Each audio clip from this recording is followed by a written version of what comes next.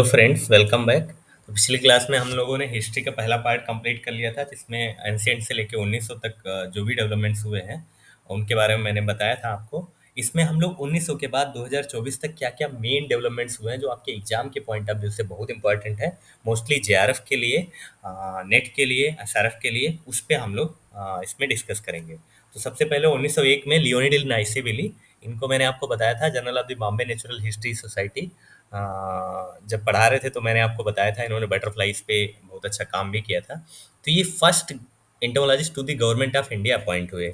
ठीक है, first entomologist to the government of India, ये ध्यान रखिए आप। उस और ये इसका जो हेड क्वार्टर था वो इंडियन म्यूजियम में ही था। इंडियन म्यूजियम के बारे में हम आपको बता ही चुके हैं पूरा। फिर 1903 में ये एक्सपायर कर गए थे बहुत जल्दी, लियोनिड डी नाइसेबिली। तो प्रोफेसर मैक्सवेल लेफ्राय, इन्होंने नाइसेबिली को सक्सीड किया और ये गवर्नमेंट एंटोमोलॉजिस्ट बन गए। ठीक है, तो ये दूसरे government entomologist to the government of India, central government. 1905 में imperial agriculture research institute IRI बन गया पूसा बिहार में। अभी ये नई दिल्ली में है। तब ये इनको लेफ्राय को बोला गया द फर्स्ट इंपीरियल एंटोमोलॉजिस्ट। ठीक है, इनको आईआरआई में as a first imperial entomologist appoint किया गया। ठीक है, तो first imperial entomologist, second government entomologist to the government of India. ठीक है, ये ध्यान रखिए। इन्होंने दो बड़ी अच्छी बुक लिखी, 1906 में इंडियन इंसेक्ट पेस्ट्स और 1909 में इंडियन इंसेक्ट लाइफ। ये बहुत ही इंपॉर्टेंट बुक्स हैं। ये देख सकते हैं आप, लेफ्राय है, ये इंडियन इंसेक्ट पेस्ट और ये इंडियन इंसेक्ट लाइफ। फिर स्टेट गवर्नमेंट्स, अभी तो ये केंद्र सरकार की बात चल रही थी, तो जो राज्य सरकार थी उनको भी इसकी जरूरत लगी कि हमारे यहाँ भी इतना सारा नुकसान होता है तो हमारे भी स्टेट एंटोमोलॉजिस्ट होने चाहिए, राज्य के कीट विज्ञानी होने चाहिए जो हमें कीड़ों से बचने के लिए उपाय बता सके या वो हमें हेल्प कर सके। तो इसमें जो पहला स्टेट आया आगे वो मद्रास आया, जो आज का चेन्नई है, आप जानते हैं तमिलनाडु है। उसने टीवी फ्लेचर को first state government entomologist appoint किया 1912 में। ठीक है, तो अगर राज्य का एंटोमोलॉजिस्ट पूछा जाएगा, स्टेट एंटोमोलॉजिस्ट, तो टीबी फ्लेचर। और सेंट्रल गवर्नमेंट का, पूरा गवर्नमेंट ऑफ इंडिया को पूछा जाएगा तो नाइसेबिली फर्स्ट। उसके बाद पंजाब ने 1919 में और उत्तर प्रदेश ने 1922 में अपने अपने राज्य के स्टेट एंटोमोलॉजिस्ट अपॉइंट किए। इनके नाम मुझे नहीं मिले, या मिले भी तो वो सही नहीं थे, वेरीफाइड नहीं थे, इसलिए मैंने इसमें नहीं दिया है। तो इसको पढ़ने की भी जरूरत भी नहीं है, ये सब नहीं पूछा जाएगा। फिर 1912 में प्लांट क्वारंटाइन एक्ट आया। क्वारंटाइन एक्ट का मतलब होता है कि जो क्वारंटाइन मतलब नियम बना के कहीं एक स्थान से दूसरे स्थान पे जो बहुत खतरनाक कीड़े हैं, जो बहुत नुकसान करते हैं, इंसेक्ट हैं या डिजीज हैं, वीड्स हैं, उनको रोका जाता है। जैसे एक देश से दूसरे देश में, हमारे यहाँ भी कई सारे कीट हैं। जैसे कोरोना हमारे यहाँ बाहर से आ गया था, उस टाइम पे सब लोग क्वारंटाइन के बारे में जान गए थे। तो ये सब बीमारी इधर उधर ना जाए, इसके लिए क्वारंटाइन एक्ट बनाया गया 1912 में। 1914 में destructive insects and paste act, DIP act बना, जिसका काम था कि जो प्लांट मटेरियल या फूड मटेरियल एक राज्य से दूसरे राज्य या एक कंट्री से दूसरे कंट्री जाता है, उसको इंस्पेक्शन किया जाए, उसको रेगुलेट किया जाए, और कोई भी इंसेक्ट, पेस्ट या डिजीज एक कंट्री से या एक राज्य से दूसरे राज्य में ना जाए। उसके बाद 1914 में टीवी फ्लेचर के बारे में मैंने बताया था आपको, ये first government entomologist to the Madras state थे। इन्होंने एक बुक लिखी, सम साउथ इंडियन इंसेक्ट्स। ये बहुत इंपॉर्टेंट बुक है, कई बार पूछी गई है नेट वगैरह में। उसके बाद ये इंपीरियल एंटोमोलॉजिस्ट बन गए 1913 में, लेफ्राई को इन्होंने सक्सीड किया। ठीक है, दूसरे ये इंपीरियल एंटोमोलॉजिस्ट हुए, तीसरे गवर्नमेंट एंटोमोलॉजिस्ट हुए, अगर वैसे वहाँ से जोड़े हम नाइसेबिली से। तो ठीक है, इन्होंने फिर बहुत काम किया टैक्सोनॉमी पे। इन्होंने एक लाइब्रेरी बनाई जिसमें मोस्टली जो कलेक्शन था वो लेपिडोप्टेरा यानी बटरफ्लाई और मार्क्स का था। इन्होंने अपना पब्लिकेशन भी दिया है, the catalogue of Indian insects. ठीक है, तो ये टीबी फ्लेचर हैं। ये देखिए फ्लेचर इसमें बीच में बैठे हुए हैं। आईआरआई की ये मीटिंग थी, फिफ्थ एंटोमोलॉजिकल मीटिंग 1923 में, और इसमें आप भारतीय लोगों को भी देख सकते हैं, पगड़ी लगाए हुए बैठे हैं। 1906 में फॉरेस्ट रिसर्च इंस्टीट्यूट बना, इंपीरियल फॉरेस्ट रिसर्च इंस्टीट्यूट तब इसका नाम था। फॉरेस्ट में तो जंगलों में भी बहुत सारे कीड़े लगते हैं जो जंगल को नुकसान करते हैं, और कुछ अच्छे भी होते हैं, तो उस पे रिसर्च करने के लिए फॉरेस्ट रिसर्च इंस्टीट्यूट बना। और इस पे जो ईपी स्टेविंग थे वो यहाँ के पहले फॉरेस्ट जूलॉजिस्ट, या इनको कह सकते हैं फॉरेस्ट इंटोमोलॉजिस्ट अपॉइंट हुए। ठीक है, तो ये एफआरआई में कभी जाएंगे तो वहाँ पे फॉरेस्ट प्रोटेक्शन डिपार्टमेंट है, वहाँ पे कीड़ों के बारे में, फॉरेस्ट में लगने वाले कीड़ों के बारे में स्टडी होता है। तो 1914 में Indian forest insects of economic importance, Coleoptera. ठीक है, 1906 में ईपी स्टेबिंग को फॉरेस्ट जूलॉजिस्ट बनाया गया था। 1914 में इन्होंने बुक लिख दी कोलियोप्टेरा के जितने भी इंसेक्ट फॉरेस्ट के लिए इंपॉर्टेंट थे, चाहे वो नुकसान करते हों, चाहे वो किसी भी तरीके से फायदा करते हों। 1916 में नेचुरल हिस्ट्री सेक्शन जो इंडियन म्यूजियम का था, इसको रीऑर्गेनाइज करके जूलॉजिकल सर्वे ऑफ इंडिया बना दिया गया। ठीक है, जूलॉजिकल सर्वे ऑफ इंडिया का मतलब होता है कि सर्वे करेगा, पता करना है इसका काम कि पूरे भारत में कितने जीवों की प्रजातियां हैं, हाथी से लेके चींटी तक, कीड़ों तक, सब पूरा। ठीक है, ये करता है बहुत काम। चिड़ियों पर भी स्टडी होता है। 1921 में इंडियन सेंट्रल कार्टन कमेटी बनाया गया, जो कपास में लगने वाले कीड़े हैं उनके ऊपर इन्वेस्टिगेट करना, उन पे स्टडी करना, उनके लिए मैनेजमेंट स्ट्रेटजीज रिकमेंड करना। 1923 में इंपीरियल एंटोमोलॉजिकल कॉन्फ्रेंस हुई लंदन में, जिसमें एग्रीकल्चर में लगने वाले पेस्ट इंक्लूडिंग इंडिया, भारत के भी कीटों पर बात हुई। उसके बाद ये सितंबर 20 1924 Indian lac research institute ILRI establish हुआ नमकून रांची झारखंड में। झारखंड अभी भी लैक सबसे ज़्यादा प्रोड्यूस करता है, इसके बारे में मैंने आपको बताया ही था। तो इसको लाख को और कैसे प्रोड्यूस किया जाए और बढ़ाया जाए, इस पे रिसर्च के लिए ये इस्टेब्लिश किया गया। 2007 में इसका नाम चेंज हो गया और इसका नाम ICR IINRG Indian institute of natural agents and gums कर दिया गया। फिर फाइनली सितंबर 2022 में इसका नाम ICR national institute of secondary agriculture. तो सेकेंडरी एग्रीकल्चर आप पढ़ते होंगे, सेकेंडरी एग्रीकल्चर में कई सारी चीज़ें आ जाती हैं, तो लाख के साथ साथ ये सेकेंडरी एग्रीकल्चर के भी रिसर्च करना स्टार्ट कर दिया इसने। 1927 में इंपीरियल एग्रीकल्चर रिसर्च इंस्टीट्यूट जो IRI था, इसने इंटोमोलॉजिकल वर्क पे और ज़्यादा फोकस करना शुरू किया, अपनी एक्टिविटीज़ को और बढ़ाया। 1930 में पहली बार ऐसा हुआ जब first systematic study stored grain insect pest पे स्टार्ट हुआ। स्टोर्ड ग्रेन मतलब जो हमारा भोजन स्टोर किया जाता है, भंडारित किया जाता है, उसमें भी कई सारे घुन लगते हैं, आप सब लोग जानते हैं, धान गेहूँ आटे में, दाल में, तो उन पे फर्स्ट सिस्टमैटिक स्टडी 1930 से स्टार्ट हुई। 1934 में डॉक्टर हेम सिंह पृथ्वी ने टीवी फ्लेचर को सक्सीड किया और ये फर्स्ट इंपीरियल इंटोमोलॉजिस्ट बने, इंडियन, पहले भारतीय, ठीक है, जो इंपीरियल एंटोमोलॉजिस्ट बने। ये बहुत इंपॉर्टेंट क्वेश्चन है, ध्यान रखिए। ठीक है, इसके बाद इन्होंने जो पूरे भारत में कीट वैज्ञानिक लोग काम कर रहे थे, उनको सबको एक साथ लाने के लिए इंटरमोलॉजिकल सोसाइटी ऑफ इंडिया स्टैब्लिश की 1938 में, जिसके प्रेसिडेंट अफजल हुसैन और वाइस प्रेसिडेंट ये खुद थे, HS पृथ्वी और TV रामकृष्ण अय्यर थे। ठीक है, सोसाइटी ने 1939 में इंडियन जर्नल ऑफ एंटोमोलॉजी पहली बार पब्लिश किया, तब से ये आज भी पब्लिश हो रहा है।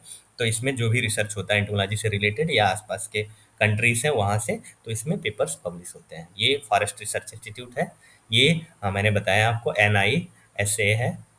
फिर 1939 में लोकस्ट वार्निंग ऑर्गेनाइजेशन, लोकस्ट के बारे में मैंने आपको बताया था, डोमिनेंस ऑफ इंसेक्ट में कितना लोकस्ट आती है, एक साथ कितना नुकसान होता है। तो पहले इसकी वजह से इतने सारे प्लेग आते थे, अकाल पड़ता था हमारे यहाँ। तो इन सबको रोकने के लिए 1939 में लोकस्ट वार्निंग ऑर्गेनाइजेशन जोधपुर में स्टैब्लिश हुआ। अभी उस समय जोधपुर, मतलब जोधपुर में तो फिर बाद इंडिपेंडेंस के बाद, तो उस समय कराची में एस्टेब्लिश किया गया था। आपसे पूछा जाएगा तो आपको जोधपुर ही लगाना है, कराची नहीं। तो कराची में ये इंडिपेंडेंस से पहले, क्योंकि 1939 में तो पाकिस्तान अलग नहीं हुआ था, तो ये कराची में एस्टेब्लिश हुआ था। लेकिन जब भारत अलग हो गया, पाकिस्तान अलग हो गया, तो फिर इसका हेडक्वार्टर जोधपुर में कर दिया गया। इसकी दो यूनिट्स भी हैं जो काम करती हैं, एक बीकानेर में है, एक और है राजस्थान में। ठीक है, तो ये लोकस्ट के उस पे पूरा सर्विलांस रखता है कि लोकस्ट प्लेग कब आएगा, कैसे आएगा, ये सब वार्न करता है, लोगों को बताता है पूरे भारत में, तो इससे लोग बच सकें लोकस्ट प्लेग से। ठीक है, और ये लोकस्ट के जितने भी ग्रुप हैं, लोकस्ट का ब्रीडिंग एरिया गुजरात है, राजस्थान है, राजस्थान का कुछ पार्ट है, गुजरात है, उधर फिर पाकिस्तान है। तो वहाँ से ये ब्रीड करती है और फिर ये उड़ती है, कुछ मार्च करते हैं हमारे तरफ, कुछ चले जाते हैं रूस की तरफ। जो हमारे तरफ आते हैं उनसे हमें नुकसान होता है, तो उनको बचाने के लिए ये लोकस्ट वार्निंग ऑर्गेनाइजेशन काम करता है। 1940 में TV रामकृष्ण अय्यर जो वाइस प्रेसिडेंट थे, अभी अब मैंने बताया आपको, इन्होंने handbook of economic entomology for south India लिखा है। बहुत अच्छी बुक है, अभी भी लोग इसको पढ़ते हैं, उस टाइम पे तो आप सोचिए कितनी अच्छी रही होगी। 1946 में directorate of plant protection, quarantine and storage, ये फरीदाबाद में स्टैब्लिश हुआ। इसके पीछे भी हिस्ट्री थी। बंगाल फेमाइन आया था, हेलमिंथोस्पोरियम ओराइजी, राइस ब्राउन स्पॉट की वजह से, जिसका नाम अभी कोक्लियोबोलस मिया वीनस है, आप लोग पढ़ते होंगे। उसकी वजह से एक कमेटी बनाई गई थी जिसने रिकमेंड किया कि एक directorate of plant protection, quarantine and storage होना चाहिए। ये आप फोटो देख सकते हैं, ये national bureau of agricultural insect resources, आगे भी डिस्कस करेंगे। ठीक है, ये DPPQS जब बना तो इसका जो फर्स्ट डायरेक्टर बने, वो बने HS पृथ्वी, और इसका जो डायरेक्टर होता है, डायरेक्टर जनरल होता है, हेड होता है, उसको बोला जाता है प्लांट प्रोटेक्शन एडवाइजर। ठीक है, तो ये प्लांट प्रोटेक्शन एडवाइजर बहुत बड़ी पोस्ट होती है to the government of India, बने doctor H S Prithvi, Hem Singh Prithvi. 1957 में ये CIBC, एक commonwealth institute of biological control, start किया गया बेंगलोर में। ठीक है, 1987 में ये क्लोज हो गया। और AICRP-VC, all India coordinated research project on biological control of crop pests and weeds launch हुआ 1977 में। अभी इसको आगे हम लोग डिस्कस करेंगे। इसको ICR के मेन कैंपस में शिफ्ट किया गया 1988 में। सेंटर का फिर से नाम चेंज हुआ और इसका नाम हो गया बायोलॉजिकल कंट्रोल सेंटर। ठीक है, इसको फिर फाइनली बंद कर दिया गया और 1983 में PDVC, project directorate of biological control 1993 में शुरू किया बंगलोर में। ठीक है, ये CIBC की जगह पर ही है। अभी मैं मेन पॉइंट पे आता हूँ। फिर ये 11th जो 11वीं पंचवर्षीय योजना थी, इसमें इसका नाम national bureau of agriculturally important insects रखा गया। फाइनली 12वीं पंचवर्षीय योजना में इसका नाम हो गया ICR, national bureau of agricultural insect resources, NBR, Bangalore में है। ये बहुत इंपॉर्टेंट है, इसको जरूर याद रखिए। इसी में ये जो NBIR था, इसमें इंसेक्ट नेशनल इंसेक्ट म्यूजियम बनाया गया और इसका उद्घाटन डॉक्टर त्रिलोचन महापात्रा ने 10 मार्च 2019 को किया। ये उस समय के ICR के DG थे। 1960 में फिर एक बहुत अच्छी book I, the dessert locust in India. ये मोनोग्राफ था YR राव का। ये लोकस्ट पे पूरा जानकारी इसमें है। 1963 में textbook of agricultural entomology, doctor HS Prithvi, जिनके बारे में इतना हम लोगों ने डिस्कस किया, उन्होंने लिखा। फिर 1968 में MS मनी ने जनरल इंटोमोलॉजी एक बुक लिखी, ये भी बहुत अच्छी बुक थी। फिर 1968 में द इंसेक्टिसाइड एक्ट आया। ये एक्ट था रेगुलेट करने के लिए, to regulate transport, use, distribution and sale of insecticides. कीटनाशकों का क्या था कि लोगों को पता नहीं था, तो किसी को पता नहीं था, कहीं स्टोर कर दिया, कुछ भी कर दिया, तो उससे बहुत उसके जो नुकसान होते हैं उसके बारे में नहीं पता था लोगों को। ऐसे ही हुआ था। तो 1958 में क्या हुआ, एक केरला ट्रेजेडी हो गई। उसमें क्या हुआ कि अ, अ, ट्रेन से कुछ खाने पीने का सामान, बिस्कुट और आटा जा रहा था, उसी के साथ ही एक फॉलिडाल डस्ट, जो पैराथियन करके एक इंसेक्टिसाइड आता था, वो किसी ने स्टोर कर दिया। वो आटा और बिस्किट हो गए कंटामिनेटेड। उसको खाने से केरल में 100 से ज़्यादा लोग मर गए। तो उसके बाद एक कमेटी बनाई गई, MS थेकर उसके हेड थे, ICR के DG थे। और कहा कि मतलब आप इस पे देखिए, चेक करिए इसको और कुछ सजेशन दीजिए ताकि दोबारा ये घटनाएं ना हो। तो उन्होंने कहा कि एक इंसेक्टिसाइड एक्ट होना चाहिए, जो 1968 में आया था। और ये इफेक्ट फोर्स में आया 1971 से। फिर इसमें रूल्स, इंसेक्टिसाइड रूल्स फ्रेम्ड हो गए 1971 में। इसके बाद इसमें अमेंडमेंट्स भी हो चुके हैं। और उसके बाद 1969 में the monograph on Indian Thysanoptera, Thysanoptera में आते हैं थ्रिप्स इंसेक्ट, ये TN अनंत कृष्णन सर ने लिखा। और ये बहुत ही इंपॉर्टेंट बुक है। थ्रिप्स के बारे में इसमें पूरी जानकारी है। फिर general and applied entomology was KK Nair, TN अनंत कृष्णन अभी ऊपर बताया, VV डेविड ने लिखा। ये बुक बहुत अच्छी थी, इसके पब्लिशर भी याद रखिए, कभी कभी पूछा जाता है। 1977 में अभी आपको बताए थे आपको, AICRP-VC एंड W, ठीक है, all India coordinator research project on biological control of insect pests and weeds, crop pests and weeds भी इसको कहीं कहीं लिखा मिलता है। ठीक है, ये स्टार्ट हुआ 1985 में। एंटोमोलॉजिकल रिसर्च एसोसिएशन स्टैब्लिश हुआ। ये department of entomology, MPUAT, Maharana Pratap university of agriculture and technology, Udaipur, Rajasthan में। और यहाँ से Indian journal of applied entomology publish होता है। 1986 में एनवायरमेंटल प्रोटेक्शन एक्ट आया। ये एक्ट भी भोपाल गैस कांड के बाद आया था। तो भोपाल गैस कांड आप पढ़िए, 1984 में हुआ था, 2 से 3 दिसंबर की रात में। उसमें एक सेविन कार्बरिल, एक इंसेक्टिसाइड था जो वहाँ पे बनता था, सेविन के नाम से आता था। उसमें MIC, मिथाइल आइसोसाइनेट यूज होता था गैस। वो रात में रिलीज हो गया था, बहुत लोग मर गए थे। तो उसको, ऐसी घटनाएं दोबारा ना हो, इसके लिए एनवायरमेंटल प्रोटेक्शन एक्ट बना था। 1988 में ये ICR NRI IPM, national research institute for integrated pest management, establish हुआ 12 फरवरी 1988 को। ठीक है, पहले इसका नाम NRC IPM, उससे पहले इसका नाम NC IPM, national centre for integrated pest management, national research centre for integrated pest management था। 2006 में ये इंडिया से रिलेटेड नहीं है, लेकिन ये JRF वालों के लिए बहुत इंपॉर्टेंट है, इसलिए मैंने इसको डाल दिया है। हनी बी का, मधुमक्खी का जीनोम फुल्ली सीक्वेंस कर लिया गया था। 2014 में CC फ्लाई, ये ग्लोसिना प्यूपीपारा, ग्लोसिना मार्सिसेंस, ये इंसेक्ट है जो अफ्रीकन स्लीपिंग सिकनेस फैलाता है। इससे लोगों को सोने की दिक्कत होती है, नींद नहीं आती है। इसका भी जो जीनोम था वो सीक्वेंस कर लिया गया था। 2011 में मई 13 2011 को जो सर्वोच्च न्यायालय है हमारे यहाँ का, भारत का, उसने इंडोसल्फान एक इंसेक्टिसाइड था, उसको पूरी तरीके से बैन कर दिया, बंद कर दिया, जो थायोडान के नाम से मिलता था। इसकी वजह से भी इंडोसल्फान ट्रेजेडी हुई थी। इसको जो चाय होती है, टी होती है, उसमें एक मॉस्किटो बग लगता है, टी मॉस्किटो बग, हेलोफिल्ट्रिस सैंटानी। उसको किल करने के लिए, उसको मैनेज करने के लिए इंडोसल्फान बहुत ज़्यादा यूज किया जाता था। इसकी वजह से क्या हुआ, ये रन ऑफ होके नीचे आ जाता था, पहाड़ियों पर होता है। आप जानते हैं तमिलनाडु, केरल, कर्नाटक, वहाँ पे बहुत ज़्यादा यूज हो रहा था इंडोसल्फान। और वो रन ऑफ होके नीचे आ जाता था, उसको लोग पीते थे या उसमें नहाते थे, जानवर उस पानी को पीते थे। उसकी वजह से बहुत सारी प्रॉब्लम्स होने लगी थी। आप इसको सर्च करें तो गूगल पे मिल जाएगा, बच्चे छोटे-छोटे आप देखेंगे एबनॉर्मल खोपड़ी बड़ी-बड़ी उनकी। तो ये इसकी वजह से उसको केरल-वेरल में पहले ही बैन कर दिया गया था 2004 में ही, फिर पूरी तरीके से पूरे भारत में इसको 2011 में बैन कर दिया गया। 2012 से आज तक जो क्रिस्पर है, क्रिस्पर के बारे में आपने पढ़ा होगा, 2020 में नोबेल प्राइज़ भी इसी का मिला था। इससे मॉडिफ़ाई किया जा रहा है मॉस्क्विटो मच्छरों को।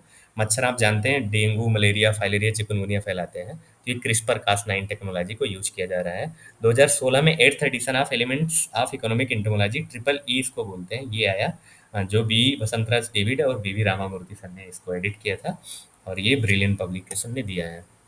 2017 में रेड फ्लोर बीटिल, ट्राइबोलियम कैस्टेनियम का भी जीनोम सीक्वेंस कर लिया गया। 2020 में पेस्टिसाइड मैनेजमेंट बिल आया, जिसका मकसद है कि इंसेक्टिसाइड एक्ट जो 1968 वाला है उसको रिप्लेस कर देगा। ये राज्यसभा में नरेंद्र सिंह तोमर उस समय एग्रीकल्चर मिनिस्टर थे, वो लेके आए थे। ठीक है, तो ये और ज़्यादा स्ट्रिक्ट किया जाएगा इसको, और ज़्यादा जुर्माना बढ़ाया जाएगा, और ज़्यादा इसमें जो सज़ा होती है, जेल होती है, वो और ज़्यादा बढ़ाई जाएगी जो लोग इसका वायलेशन करेंगे। 2020 में लोकस्ट प्लेग आया था, हम लोगों ने सबने देखा टीवी पर, लोग जब लॉकडाउन चल रहा था, सिस्टोसर्का ग्रेगेरिया का, इसने राजस्थान, गुजरात, पंजाब, हरियाणा, मध्य प्रदेश, महाराष्ट्र और यूपी में बहुत सारी क्रॉप्स को डैमेज किया। 2021 में field trials on genetically modified mosquitoes पर, ये वहाँ यूएस में, अमेरिका में कंडक्ट किए जा रहे हैं। तो ये भी हमारे यहाँ के लिए नहीं है, लेकिन ये जीका वायरस को कंट्रोल करने के लिए है। तो ये इम्पॉर्टेंट है जेआरएफ वालों के लिए, आप पढ़ सकते हैं। अब हम लोग थोड़ा सुंदरलाल प्रधान के बारे में पढ़ लेते हैं। इनका बहुत कंट्रीब्यूशन है और कई सारी चीज़ें इनसे पूछी भी जाती हैं। तो सुंदरलाल प्रधान ये आईआरआई में ही थे, प्रोफेसर थे, वहाँ के डिवीजन ऑफ हेड भी बने थे। तो ये 1969 में इन्होंने insect pests of crops book लिखी, जो बहुत इंपॉर्टेंट क्राफ्ट थी। Biotic theory and periodicity of locust cycle इन्होंने 1967 में दिया। Biotic theory and periodicity, locust कब आएगा, कैसे आएगा, इसके बारे में उन्होंने पूरा डिटेल में बताया था। Impact of temperature on insect susceptibility to insecticide, temperature बढ़ेगा तो ससेप्टिबल हो जाएंगे इंसेक्ट, घटेगा तो थोड़ा सा रेजिस्टेंट हो जाएंगे, इसके बारे में बताया था। Influence of particle size on insecticide toxicity, particle size छोटा होगा तो ज़्यादा इफेक्टिव होंगे, बड़ा होगा तो कम होगा, इसके बारे में बताया। Distinguishing between external and internal resistance to insects to fumigants, ठीक, correlation between insecticide solubility and insect liquid resistance. With the establishment of post graduate school IRI, doctor Pradhan become the first professor of entomology. ठीक है, जब ये post graduate school बना 1958 में, तो ये first professor बने थे। पूसा बिन और हार्मेटिक control, control of Trogoderma granarium. तो ट्रोगोडर्मा ग्रेनेरियम खपरा बीटिल एक इंसेक्ट है, जो अगर आप 1.5% भी मॉइस्चर कर देंगे अपने धान गेहूं में, तो ये लगता है। तो इसके लिए इन्होंने पूसा बिन बनाया था। ठीक है, पूसा बिन में क्या है, इसमें हार्मेटिक कंट्रोल भी इसको बोलते हैं। इसमें ऑक्सीजन को निकाल लिया जाता है, कार्बन डाइऑक्साइड को अंदर कर दिया जाता है। वैक्यूम मतलब पूरा बाहर से हवा जाती ही नहीं है, तो ये अपने आप कंट्रोल कर लिया जाता है। इसके बारे में आप पढ़ लेना, इसमें क्या क्या लिखा हुआ है। एंटीफीडेंट प्रॉपर्टीज ऑफ नीम, इन्होंने बताया था कि डिजर्ट लोकस्ट, जो लोकस्ट होती है वो नीम, आक, धतूरा वगैरह, ये 2-4 प्लांट होते हैं उनको नहीं खाती है। तो इन्होंने बताया था कि अगर नीम को हम लोग क्रॉप पे छिड़क देंगे तो ये नहीं खाएगी, जब उसका स्वार्म आता है तब। डीडीटी रेजिस्टेंस इन सिंघारा बीटल, ये एशिया में पहली बार इन्होंने बताया था। सिंघारा बीटल, ये गैलेरुसिल्ला बिरमानिका सिंघारा बीटल सिंघारा में लगता है, उसमें इन्होंने बताया था कि इसने रेजिस्टेंट डेवलप कर लिया है। ठीक है, इंसेक्टिसाइड डीडीटी के लिए। ये पहला एग्रीकल्चरल पेस्ट था एशिया में पूरे, इंडिया यहाँ पे लिखा हुआ है एशिया में, जिन्होंने इसके लिए डीडीटी और बीएचसी के लिए रेजिस्टेंट डेवलप कर लिया था। ये प्रधान ने ही बताया था।